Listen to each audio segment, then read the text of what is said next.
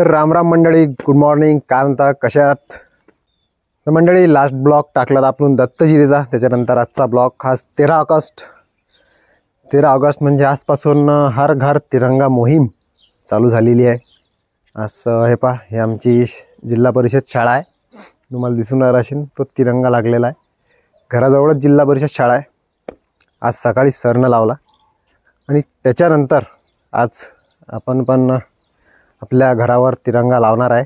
हर घर तिरंगा मोहीम हा झेंडा इथं लावतो आज आपल्या घरावर. तर कोण लावला तिरंगा नक्की कमेंट करून सांगा. तर मंडळी, आजचा ब्लॉग असा आहे की तुम्हाला काहीतरी सांगायचं आहे या ब्लॉगच्या माध्यमातून. काऊन की 15 ऑगस्ट जवळ आलेली आहे आणि 15 ऑगस्ट म्हणजे इथून 1 वर्ष आधी आमच्यासोबत खूप काही मोठी घटना घडली होती आणि या घटनेच्या इकडे तुम्ही दुर्लक्ष करू नका, कारण हे आमच्यासोबत घडली मागच्या वर्षी, यावर्षी कोणासोबतही घडता कामा नये म्हणून मी हा आजचा ब्लॉग तुमच्यासाठी काढून राहिलो. आणि हा ब्लॉग जास्तीत जास्त शेअर करजा. ज्याला पटलं त्यांनीच हा ब्लॉग लाईक करा आणि शेअर करा, आणि ज्याला नसेल पटत तर त्यांनी पाहू पण नका आणि कमेंट पण करू नका. तर हा ब्लॉग धारखोऱ्यावर आहे, तर तुम्ही नक्की पहा, स्किप न करता. नवीन असताना आपल्या चॅनलला सबस्क्राईब करा. धारखोरा म्हणजे इथून 1 वर्ष आमच्यासोबत खूप काही झालं होतं. जुना ब्लॉग तुम्ही पाहून घ्या, यूट्यूबवर फेसबुकवर आहे. आणि आजचीच म्हणजे 12 ऑगस्ट म्हणजे या रविवार सोमवारची गोष्ट आहे. अजून धारखोऱ्याला एक अचलपूरचा पोरगा पाय घसरून मरण पावला, अशी मी एक्झॅक्ट मला माहीत नाही, मी अशी गावरान 90ची न्यूज पाहिली आणि म्हणून त्याच्यावर अजून मला पूर्ण आमचं दृश्य खूप बेकार वाटलं. कारण आमचं पूर्ण नजारा इथून 15 ऑगस्टला 1 वर्ष पूर्ण होते. आमचा जो मित्र आहे लाडका विनय, खूप मिस करतो त्याला आम्ही, कारण की त्याची आठवण सांगूच शकत नाही. पण तुमच्यासाठी स्पेशल मी हा ब्लॉग बनवून राहिलो, तर ब्लॉग तुम्ही कंटिन्यू करा. तोपर्यंत मी हा झेंडा लावतो, मग आपण बोलू. तर मंडळी, आपण तिरंगा लावला आहे, तर हे पाहून घ्या. तर मंडळी, आज या ब्लॉगच्या माध्यमातून तुम्हाला एवढंच सांगायचं आहे की 15 ऑगस्ट जवळ आली आहे. म्हणजे इथून 2 दिवसांना 15 ऑगस्ट आहे आणि 15 ऑगस्टच्या दिवशी सर्वांना सुट्टी असते आणि खूप लोक फिरायला जातात वेगवेगळ्या ठिकाणी. आणि जास्त करून तर अशा ठिकाणी जातात जिथं रिक्स असते, तशाच ठिकाणी लोक जातात. तर फिरायसाठी चांगलं आहे, फिरणं जरूर म्हणजे नक्की गेलंच पाहिजे. पण अशा ठिकाणी जा की जिथं तुमची सेफ्टी आहे, जिथं तुम्ही सेफ आहात, जिथं असं काही म्हणजे रिक्स नाही आहे, अशा ठिकाणी जा. तीर्थस्थान झाले, पर्यटक स्थळ पण आहे खूप सारे, पण ते चांगले असे रिक्स नाही आहे. पण तुम्ही जर खास करून जो आपला एरिया आहे म्हणजे अचलपूर, परतवाडा, अमरावती जिल्हा, इथून अमरावती डिस्ट्रिक्टमधले खूप सारे लोक या धारखोऱ्याला येतात. कारण तिथे असं नाही की ते घटना आमच्यासोबत झाली म्हणजे तुमच्यासोबत होईल असंच नाही आहे. तिथं जर 1000, 1500, 1000, 500 लोक जर आले आणि त्यातली सगळ्यासोबत ही घटना होत नाही. ही घटना एकाच जणासोबत होते, पण तो एक जण कोण आहे हे कोणाला माहीत नसते. कारण जरी आपण जर विचार केला की बा आपण मस्ती करू नये, आपण आंघोळ करू नये, आपण जाऊ फक्त मजा पाहू, दूर थांबू, आम्ही तोच विचार करून गेलो होतो की बा आपण आंघोळ करतच नाही, आम्ही खाना पिणार नाही, दारू पिणार नाही, पण आम्ही जाऊन फक्त दुसऱ्याची मजा पाहू, फोटो काढू, बस याच उद्देशाने गेलो होतो. फक्त एन्जॉयमेंट, चला फिरायला जाऊन वापस चाललो. पण मस्ती कोण केली आणि गेलं कोण? दुसऱ्याच्या मस्तीमुळं आमचा मित्र आम्हाला सोडून चालला गेला. तर मंडळी,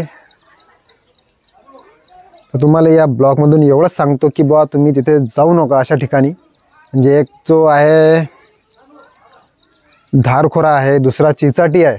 अशा हे जे 2 ठिकाणं आहे आणि असे भरपूर ठिकाणं आहेत जे तुम्ही ब्लॉग पाहून राहिले. त्यांना पण सांगतो तुमच्या इकडे पण असे ठिकाणं असतील, पण अशा ठिकाणी जाऊ नका. कारण धारखोरा चिचाटी असं ठिकाण आहे की तिथं दूरदूरून नेटवर्क नाही आहे. चिचाटीला तर मी आजपर्यंत गेलो नाही, पण धारखोऱ्याला गेलो आहे. धारखोऱ्याला 3 किलोमीटर नेटवर्क नाही आहे. आणि त्यावेळेस आता हे जे तुम्हाला अद्दल घडली, आम्हाला अनुभव आला म्हणून मी हे तुम्हाला सांगून राहिलो. त्यावेळेला आम्हाला काही समजलं नव्हतं त्यावेळेस, पण आज असं कोणासोबत घडलं नाही पाहिजे म्हणून हे तुम्हाला मी ब्लॉगच्या माध्यमातून सांगून राहिलो. तुम्हाला विनंती करतो, जाऊ नका. कारण आपण एक एन्जॉयमेंटच्या हिशोबानं जातो, पण भलतंच काही होऊन बसते. त्याला टार्गेट सगळे नाही होत, पण एकच कोणतरी टार्गेट होते. आता ते एक टार्गेट कोणावरही येऊ शकते, कोणी असू शकते ते टार्गेट. तर आम्ही विचारही केला नव्हता आमच्यासोबत असं काही होईल, आणि घटना घडायला काही वेळ लागत नाही मंडळी. ते तुम्हाला मनापासून विनंती करतो मी की त्या रस्त्यानं तिकडे त्या एरियात धारखोऱ्याला जाऊच नका. आणि आत्ताच 2 दिवसाआधीची मी गावरान 90ची न्यूज पाहिली की आता अचलपूर तालुक्यातला आहे की अचलपूरचा आहे माहीत नाही, पण पाय घसरून त्या धारीखारी तो पोरगा मरण पावला, म्हणते 20 वर्षाचाच आहे. तर सांगा, अशा काही घटना होऊ शकतात, आपण विचारही करू शकत नाही. आणि तिथे बऱ्याचशा घटना झालेल्या आहेत, कारण दरवर्षी काही ना काही डेट होतेच. कोणी डोहात जाते तर कोणी कसं. तर मंडळी प्लीज बाकी तुमची इच्छा आहे, तुम्हाला कधी वाटेल तर नक्की जा. काहीच हे नाही, बस माझं जे काम होतं ते मला सांगितलं. तर बाकी बरेचसे ठिकाण आहे फिरायला जासाठी. आणि 15 ऑगस्ट करून जेणेकरून टाळा तुम्ही. फॅमिलीला सांगतो, खास करून जे फॅमिलीला जातात चांगल्या तुम्ही टाळा तो दिवस, कुठंच जाऊ नका. नंतर मधात कधीतरी जा खरंच, कारण खूप लोक खाणापिणारे आहेत, मस्ती करतात आणि दुसऱ्याचा जीव निघून जाते, दुसऱ्याला त्याचा त्रास होते. आणि जो आपल्या जवळचा व्यक्ती जो आपल्याला सोडून जाते ना, त्याचं दुःख जायचं काय होते ते त्याच्या फॅमिलीला विचारा, त्याच्या मित्राला विचारा, जवळच्या लोकांना विचारा काय होते. खूप त्रास होते भाऊ जवळच्या माणसाला. अजून पण आमच्या नजरेसमोरच आमचा मित्र दिसते, आणि अशा काही घटना मी पाहतो ना, व्हिडिओ असे खूप बेकार वाटते आम्हाला. आमचा नजारा समोर दिसते, आमचा मित्र समोर दिसते. तर तुम्हाला विनंती कळकळायची आहे, हा ब्लॉग जास्तीत जास्त शेअर करा. व्हिडिओ आवडला असेल तर आपल्या व्हिडिओ लाईक करा मित्रांनो. तर बस एवढंच सांगायचं होतं व्हिडिओच्या माध्यमातून. बाकी तुमची इच्छा, तुम्हाला काय करायचं आहे हे तुम्ही ठरवा. तर माझं असं म्हणणं आहे की 15 ऑगस्टच्या दिवशी घरीच राहा, घरीच काहीतरी एन्जॉय करा. आणि नाही तर जे पर्यटक स्थळ म्हणजे जे धार्मिक स्थळ आहे अशा ठिकाणी जा, पण तिथं सेफ झोन आहे अशा ठिकाणी जा. बस अजून काही सांगायचं इच्छा नाही आहे, पण अशा ठिकाणी जाऊ नका. बाकी एवढंच म्हणणं आहे. नवीन असाल आपल्या चॅनलला सबस्क्राईब करा. काळजी घ्या मंडळी. तर काही करायच्या पहिले, कुठं जायच्या पहिले आपल्या घरच्यांचा विचार करा. कसं आहे, घटना आहे हे कुठेही होऊ शकते. तुम्ही हे म्हणसान की बा जे व्हायचं आहे ते कुठेही होऊ शकते, नक्की होऊ शकते, पण जिथं आपल्याला टाळता येईल ते तुम्ही नक्की टाळा. तर चला भेटू पुढच्या ब्लॉगमध्ये. तोपर्यंत आपली काळजी घ्या. जय शिवराय, जय महाराष्ट्र मंडळी.